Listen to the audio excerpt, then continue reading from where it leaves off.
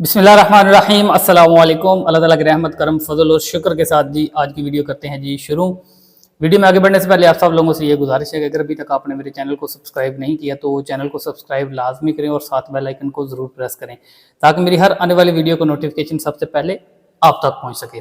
तो चलें जी वीडियो को करते हैं जी शुरू। आज की जो मेरी वीडियो है वो मेरे उन भाइयों के लिए, मेरे उन दोस्तों के लिए जो मुझसे अक्सर जो मेरी वीडियोज़ पे कमेंट करते हैं कि तुर्की के हवाले से जो कमेंट्स करते हैं, आज उनके सारे सवालात का जवाब मैं अपनी इस वीडियो में दूंगा कि जो मुख्तलिफ तरह के मतलब सवालात करते हैं, ठीक है जी, कि हमें काम मिल जाएगा वहाँ पर, हम वहाँ पर आएँ या ना आएँ, क्या तुर्की किमलिक दे रहा है या नहीं दे रहा, या हमने ये काम सीखा हुआ है अगर हम वहाँ पे आ जाएं तो ये वहाँ पे पेफुल होगा या नहीं, यूज़फुल होगा हमारे लिए या नहीं। ये वीडियो स्पेशली उनके लिए, उन सारे सवालात का जवाब मैं आज इस वीडियो में दूंगा। अगर किसी का कोई सवाल रह गया तो वो मुझे कमेंट सेक्शन में कर दे तो इंशाल्लाह मैं उसका जवाब उधर ही दे दूंगा उसे। तो चलें जी चलते हैं जी अपनी वीडियो की तरफ। तो सबसे पहला जो मोस्टली सवाल ये पूछा जाता है वो ये है कि टेलरिंग का जो काम है, अक्सर दोस्त भाई मेरे ये पूछते हैं मुझे कमेंट्स में कि भाई मैंने टेलरिंग का काम सीखा हुआ है, मैंने सिलाई मशीन का काम सीखा हुआ है, तो अगर मैं वहां पे आ जाऊं तो क्या मुझे अच्छी सैलरी मिलेगी या नहीं।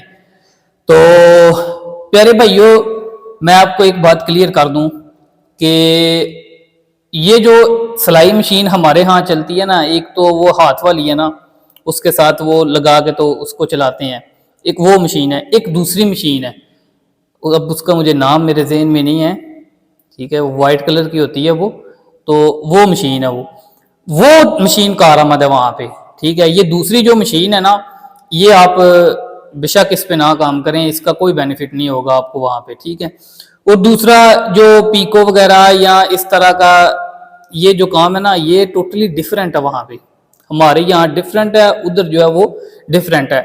अगर आप मशीन में एक्सपर्ट हैं, ठीक है, अगर मशीन में आप जो है वो फुली आपको महारत हासिल है कि आप जिसको कहते हैं कि लपेटे ला देंगे हो, ठीक है, तो फिर आप जो है वहाँ पर बहुत ही यूजफुल आदमी है वहाँ पे, ठीक है। क्योंकि जो किसी भी काम में एक्सपर्ट है ना, उसको वहाँ पे उस्ता बोलते हैं, उस्ता, ठीक है। हम तो यहाँ उस्ताद बोलते हैं, वो उस्ता बोलते हैं। तो जो उस्ते की सैलरी होती है ना, वो बाकियों की निस्बत जो है वो ज्यादा होती है। लेट्स सपोज के अगर जो नॉर्मली जो पे चल रही है वहां पे, ठीक है, वो लेट्स सपोज के 10,000 है, तो जो उस्ता होगा उसको 15,000 मिलेगी, ठीक है। ये बात मेरी जेहन में रखना। अगर हफ्ता बाकी लड़कों को 2,000 मिल रहा है, 3,000 मिल रहा है, तो आपको 5,000 हफ्ता मिलेगा, ठीक है। ये मेरी बात आप अपने जेहन में बैठा लें, ठीक है।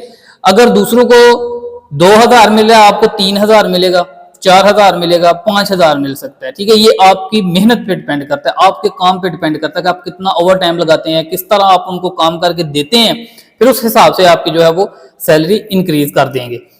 दूसरा जो सवाल मोस्टली पूछा जाता है वो ये है कि जी तुर्की में अभी सैलरी कितनी चल रही है, जो रिसेंटली है वो कितनी चल रही है।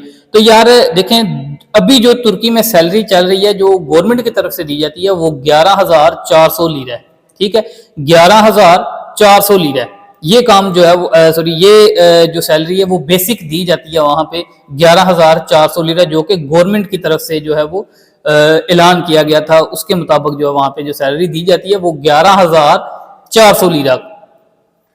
इसके अलावा मेरे दोस्त ये भी सवाल पूछते हैं कि वहां पर पिज्जे का काम कैसा है, ठीक है।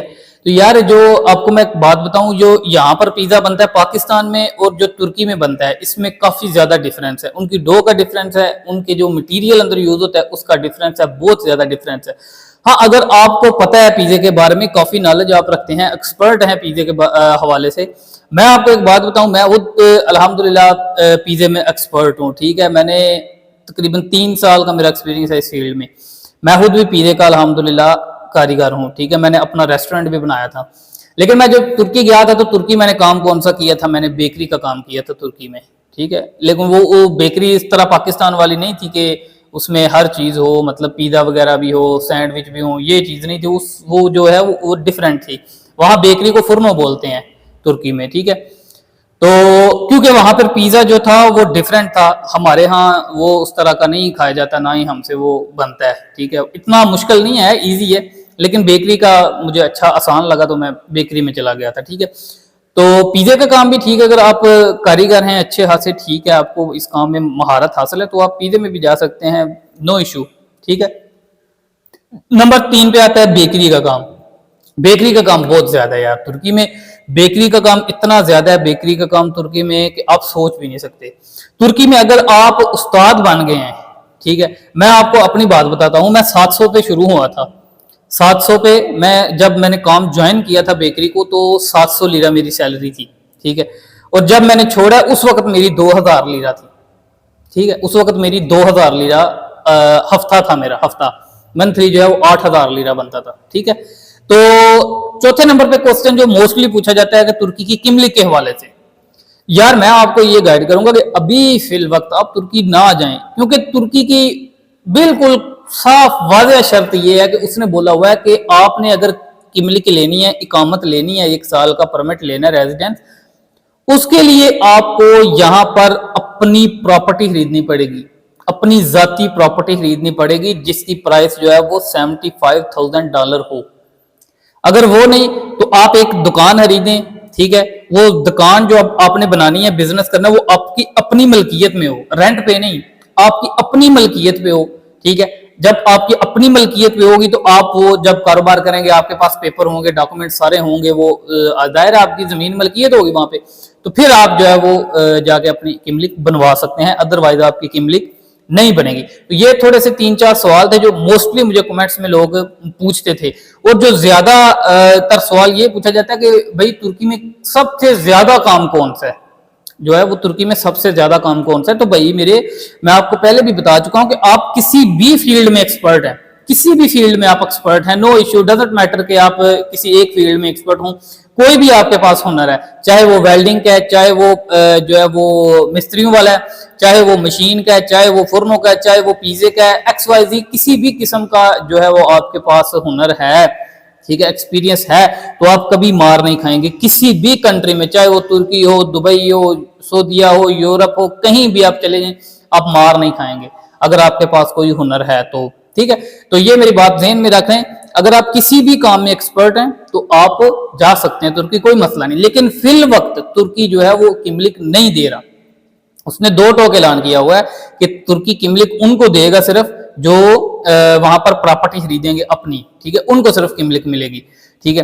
और कुछ लोगों के सवाल ये हैं कि भाई मेरा एक दोस्त है, वो कहता है कि आप मेरे पास आ जाओ, मैं आपको वर्क परमिट दूंगा, दिलवा दूंगा, आप इतने पैसे देना, मैं आपको वर्क परमिट दिलवा दूंगा। तो भाई उसे ये बोलें कि आप पाकिस्तानी वर्क परमिट सेंड कर देना, आपको वर्क परमिट तो पाकिस्तान भी भेज सकते हैं, अगर किसी कंपनी को जरूरत है तो वर्क परमिट तो पाकिस्तान भी भेजा जा सकता है, इसका तो कोई मसला नहीं है, ठीक है। आप पाकिस्तान से डायरेक्ट वर्क परमिट पे जाएं, फिर आपको कोई इशू नहीं है, ठीक है। अगर आप वर्क परमिट पे जाते हैं तो फिर आपको किसी किस्म का कोई मसला नहीं है, आपको किसी भी किस्म की कोई परेशानी नहीं है, आप क्योंकि आपके पास साल का वर्क परमिट है तो आपके पास साल का कार्ड होगा, अगर 2 साल का वर्क परमिट है तो आपके पास 2 साल का कार्ड होगा, ये मेरी बात ज़हन में रखनी है, ठीक है। अगर आप वर्क परमिट पे जाते हैं तो फिर आपको किसी किस्म की कोई परेशानी नहीं है।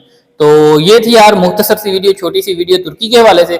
आई होप कि वीडियो आपको अच्छी लगी होगी। वीडियो अच्छी लगी तो यार वीडियो को लाइक जरूर करिएगा, कमेंट्स करिएगा, दोस्तों के साथ इस लिंक को ज्यादा से ज्यादा शेयर करिएगा। तो इसके साथ मुझे दीजिए इजाजत जी, अल्लाह हाफिज, मिलते हैं जी नेक्स्ट वीडियो में।